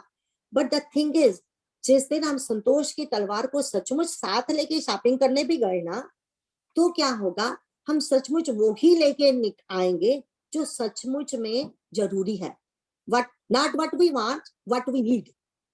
समझ गए, संतोष यही करता है, किस चीज के लिए रोकता है, हमारी वांट को रोकेगा, वांट को काटेगा संतोष तलवार, वांट को काटेगा, बट नीड को तो, नीड तो जरूरी है ही ना, नीड को नहीं काटेगा संतोष, सिर्फ वांट को काटेगा।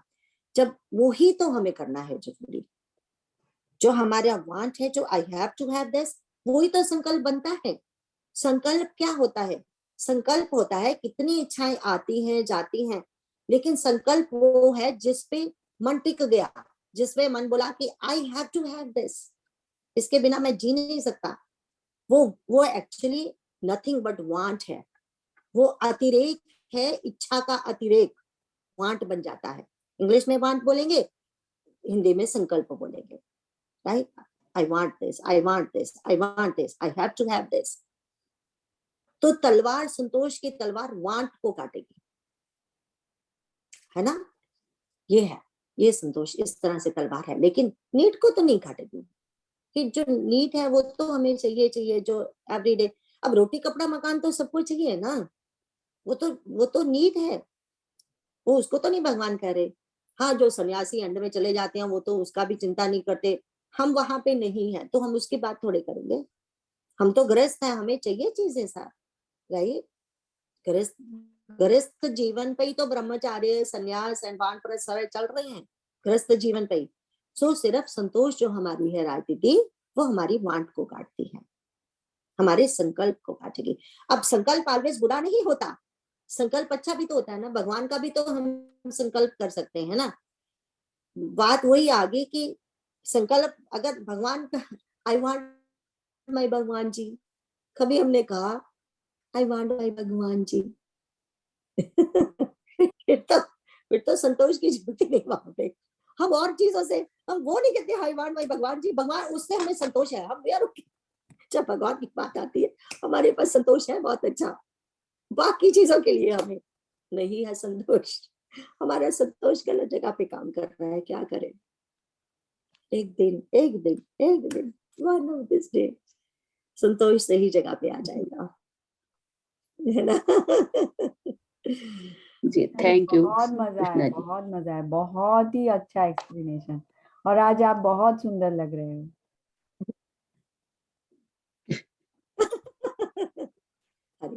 बट देखो रिमेम्बर सुंदर लग रहे हैं। सुंदर क्या है? प्रेम। आप बहुत प्रेम करते हो मुझसे, जिससे हम प्रेम करते हैं वही सुंदर लगता है। सही इसके अलावा कोई सुंदर ना हो हमें सुंदर नहीं लगता। उससे द्वेष, उसकी सुंदरता से भी द्वेष होता है। एक माँ को अपनी अगली माँ भी पसंद होती है। वो तो आपका प्रेम है, जिसके लिए बहुत बहुत धन्यवाद। ऐसे ही भगवान हमारे प्रेम को जिंदा रखे। हमें जरूरत है एक दूसरे की, सत्संग की जरूरत है हमें, राइट। कृष्णा जी बहुत ये तो अच्छा था, ये है बहुत ना, ही अच्छा तो है, भैया जी बहुत वही सुंदर। इसीलिए है, भगवान को बीच में रख के करेंगे तो तब हमारा प्रेम जिंदा रहेगा, है ना। नहीं, बहुत सुंदर बोला कृष्णा जी आपने, बहुत ही अच्छा था। अभी तो एक एक बात दिमाग में घूम रही है कि हाँ ये बोला ये बोला, तो अभी उसमें डूबे हुए हैं हम लोग। ऐसे ही भगवान कुछ हमें दिमाग में आ ही नहीं रहा और कुछ। भगवान ऐसे ही, भगवान का बहुत बहुत धन्यवाद, है ना। भगवान ऐसे ही हमें डुबो के रखे, यही चाहते हैं। नहीं तो हमारे तो बहुत छिद्र हैं हाँ। काम, तो हमारे कितनी कौन से बार छिद्र? काम, क्रोध, लोभ, मोह, माया, अहंकार, कोई। हाँ जी, जितनी बार सुनते हैं क्या उतनी बोला बार आप? आनंद बिल्कुल आता है ना ऐसे कृष्णा जी, ऐसे उतनी बार है। बस करते ये जाए। भगवान की कथा है ना, इसीलिए इसीलिए आनंद आता है। हमारी कथा लेके बैठो तब तो भाग जाओगे आप। ये भगवान की कथा। और हम सभी विभीषण की तरह ही तो आप सब सोचते हैं वैसे। हाँ, एवं विभीषण। सुनने के बाद में भी ऐसा लग रहा है रिकॉर्डिंग जरूर सुननी है। एक बार रिकॉर्डिंग आएगी तो फिर से सुनना पड़ेगा। प्रभु कृपा, हरी कृपा, संतों की कृपा। जैसे हमने कहा तुलसीदास जी रामचरितमानस नहीं लिखते तो हमें तो संस्कृत आती ही नहीं, हम कहाँ जाते, है ना। तो और अगर हम जैसे अब भगवत गीता की चैंटिंग सीख रहे हैं, सब कर रहे हैं, फिर भी हमें हिंदी की ट्रांसलेशन तो सीखनी पड़ती है ना। हर शब्द तो संस्कृत का हमें समझ नहीं आ रहा, हमारी कमांड नहीं है। तो अगर ये हिंदी इस भाषा में नहीं लिखते, एंड इनके लिखने के बाद भी कहाँ समझ आता है वो, अगर संत हमें उसकी व्याख्या नहीं करते तो हमें कैसे समझ आता। गुरु हम पे कृपा नहीं करते, हमारे मैया जी हमारी जिंदगी में नहीं आते, तो हम सब यहाँ नहीं बैठे होते, है ना। हम सब ने अगर गुरु परंपरा जो गीता प्रेस से चली है, जो राधा बाबा, जो हनुमान पदार जी, जो और भी बड़े बड़े संत जो उनके साथ एफिलिएटेड हैं गीता प्रेस से, सो हमें उनका आशीर्वाद लग रहा है ना। चाहे हम उनको जानते भी नहीं, पहचानते भी नहीं, कभी मिले भी नहीं, फिर भी देखो उनकी ब्लेसिंग। वो शाही शरीर त्याग कर भी चले गए क्यों ना हो गुरु। इसीलिए कहते हैं गुरु कभी शरीर नहीं त्यागता। वो तो ये फिजिकल शरीर का त्याग है, उनका आत्मिक शरीर तो हमेशा रहता है। वो अपने अपने बच्चों की रक्षा करता रहता है, ऐसा करता है वो। ऐसा ऐसे ही थोड़ी सब जितने भी संत हैं सब कहते हैं कि उनको भारद्वाज जी के दर्शन हुए, नारद मुनि जी के दर्शन हुए, उनको शंकराचार्य जी भी यही कहते हैं, हनुमान पदार जी यही कहते हैं, राधा बाबा जी। तो that means they are alive somewhere. ऐसे ही थोड़ी उनको दर्शन हो गए। उन संतों की कृपा बरस रही है, उन संतों की। हाँ जी, हमारा टाइम हो करें रहा है। लास्ट वाले श्लोक, Thank you. एंडिंग श्लोक करें। हाँ जी, एंडिंग श्लोक का करते हैं प्लीज। ओम सर्वेषां स्वस्तिर्भवतु, सर्वेषां शांतिर्भवतु, सर्वेषां पूर्णं भवतु, सर्वेषां मंगलं भवतु। ओम सर्वे भवन्तु सुखिनः, सर्वे सन्तु निरामयाः, सर्वे भद्राणि पश्यन्तु, मा कश्चित् दुःखभाग् भवेत्। ओम असतो मा सद्गमय तमसो मा ज्योतिर्गमय मृत्युर्मा अमृतं गमय। ओम शांति शांति शांतिः। ओम पूर्णमद पूर्णमिदं पूर्णात् पूर्णमुदच्यते पूर्णस्य पूर्णमादाय पूर्णमेवावशिष्यते। ओम शांति शांति शांतिः। ब्रह्मार्पणं ब्रह्महविर् ब्रह्माग्नो ब्रह्मणाहुतं ब्रह्मेव तेन गन्तव्यं ब्रह्म कर्म समाधिना। अहं वैश्वानरो भूत्वा प्राणिनां देहमाश्रितः प्राणापान समायुक्ता पचाम्यन्नं चतुर्विधम्।